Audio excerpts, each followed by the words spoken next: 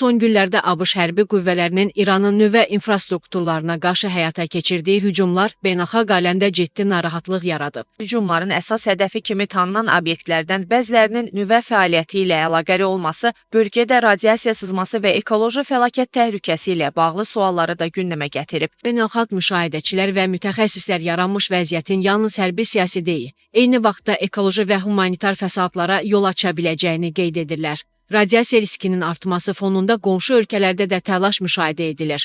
Bəs Azərbaycana radiasiyanın yayılma ehtimalı varmı? Məsələ ilə bağlı Radiasiya Problemləri İnstitutunun baş elmi işçisi, kimya üzrə fəlsəfə doktoru Fəthullah Çiçək Nevsi 24 AZA açıqlamasında deyib ki, istənilən halda nüvə obyektləri olan əraziyə hərbi hücum edilərsə, radiasiya sızması mümkündür. Əgər nüvə obyektləri olan ərazi vurulubsa, təbii olaraq ətrafa radiasiya yayılır. Bu fiziki və kimyəvi proseslərin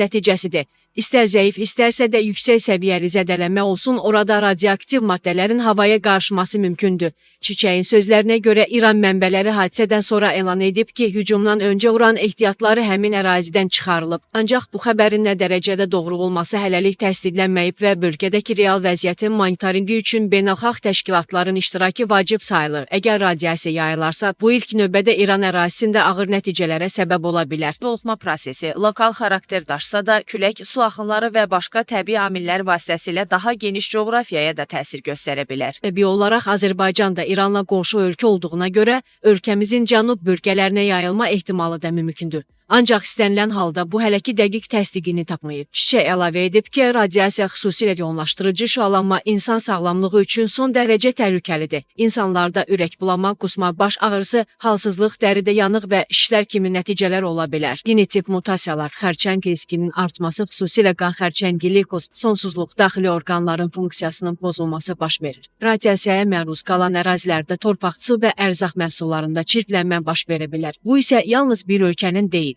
bütün regionun ərzaq və su təhlükəsizliyi üçün ciddi təhdid hesab edilir.